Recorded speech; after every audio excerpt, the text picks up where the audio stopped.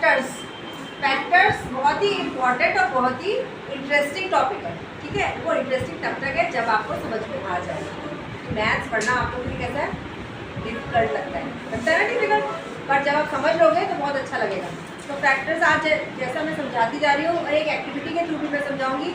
अगर तुम लोगों ने उसको समझ लिया तो कभी भी डिफिकल्ट नहीं लगेगा, ठीक है। स्टार्ट करें, चलो मैं एक्टिविटी पहले स्टार्ट करते हैं, फिर मैं बोर्ड पे समझाऊंगी। ये मैंने कैप्स लिए और हमें 8 नंबर बनाना है। 8 कैप्स है, 1 2 3 4 5 6 7 8 रोज, ठीक है।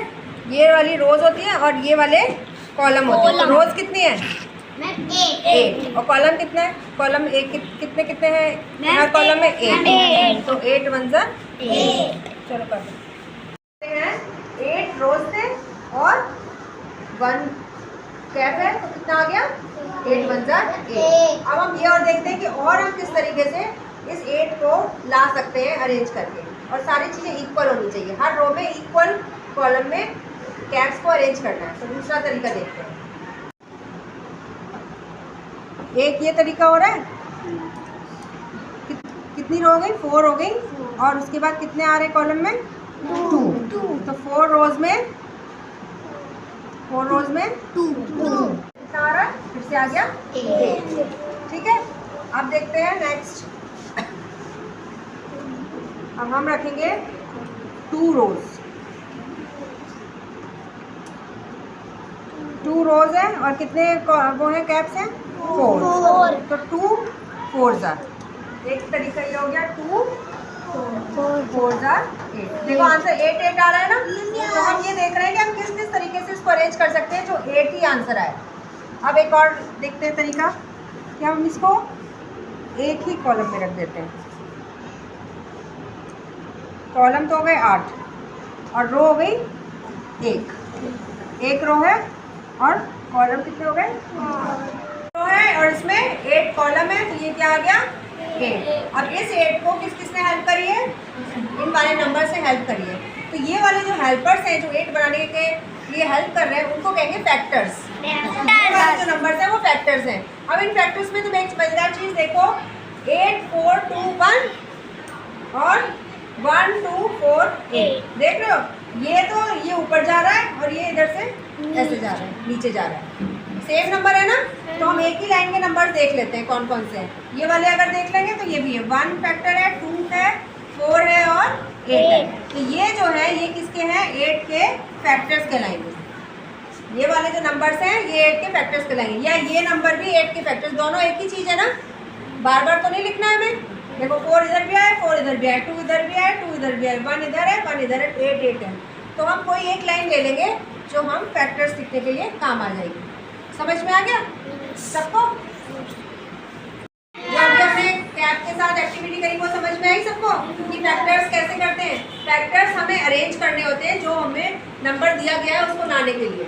इसका मतलब ये भी हुआ कि 8 के टेबल में ये सारे फैक्टर्स मतलब आते हैं ना, इसकी टेबल में आते हैं। तो ये वाले सारे नंबर्स 8 की टेबल में आते हैं। फैक्टर्स का मतलब यही होता है कि ये जो जितने फैक्टर्स हैं वो 8 की टेबल में आते हैं, ठीक है। ऐसे हम एग्जांपल देते हैं 16 का, ठीक है। अब तुम्हें फैक्टर्स बताने हैं 16 के, तो हम कैसे निकालेंगे? पहले तो 16 को 1 से करेंगे। 16 अपना खुद का फैक्टर है। फिर किसकी टेबल में आता है 16? 8 की टेबल में आता है। 8 2 जा 16। 4 की टेबल में आता है, 4 4 जा 16। 2 8 जा 16। फिर 1 की टेबल में आता है 16। तो ये वाले जितने नंबर्स हैं ये क्या कहलाएंगे? फैक्टर्स। किसके फैक्टर्स हैं? किसके फैक्टर्स हैं? 16 के। तो 16 के फैक्टर्स क्या हो गए? 1 2 4 8 और 16। आगे सबको समझ में कि फैक्टर्स कैसे निकालते हैं।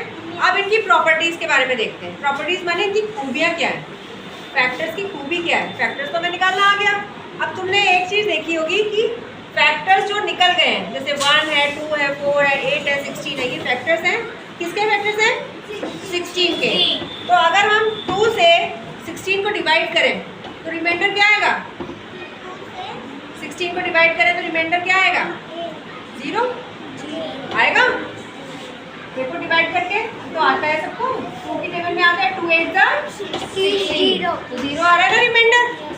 ऐसे ही हम 4 से डिवाइड करेंगे 16 को तो रिमाइंडर क्या आएगा? 0। 8 से डिवाइड करेंगे तो रिमाइंडर क्या आएगा? 0।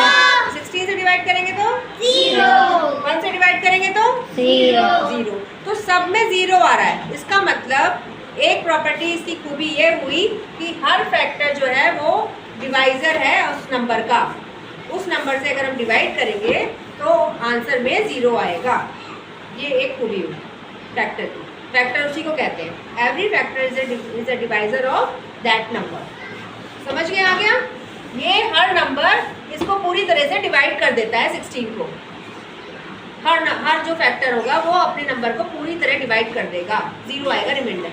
ऐसे यहाँ पे भी 4 से अगर 8 को डिवाइड करेंगे तो 0 आएगा, है ना। 2 से करेंगे तो 0 आएगा, 1 से करेंगे तो 0 आएगा, 8 से करेंगे तो 0 आएगा। तो एक प्रॉपर्टी समझ में आई। अब दूसरी प्रॉपर्टी क्या है? अब तुमने देखा होगा कि 16 का 1 और 16 ये दो नंबर तो हमेशा ही रहेंगे, 1 और 16। ऐसे 1 और 8 दो नंबर तो हर नंबर का फैक्टर होगा ही होगा। 1 से तो जाएगा ही वो नंबर, और जो अपना नंबर है वो खुद अपने आप से जाएगा ना। अब कोई भी नंबर ले लो, तुम ले लो 4 ले लो, 1 की टेबल में भी आता है और 4 की टेबल में भी आता है। बाकी तो आएंगे ही आएंगे, पर ये दो नंबर तो हमेशा ही रहेंगे। तो every number is a factor of itself और 1 is the factor of every number.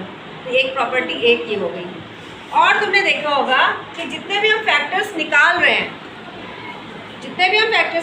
हैं, हमने दिया 16, तो हमने जो फैक्टर्स निकाले वो क्या 16 से ज़्यादा हैं?